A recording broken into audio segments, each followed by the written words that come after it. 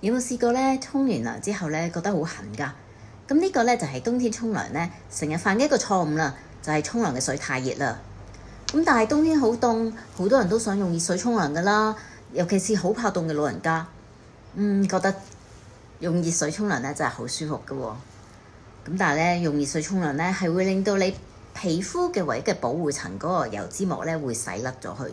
咁你沖完涼之後咧就會又乾又痕又掹緊啦，咁仲會有紅腫添。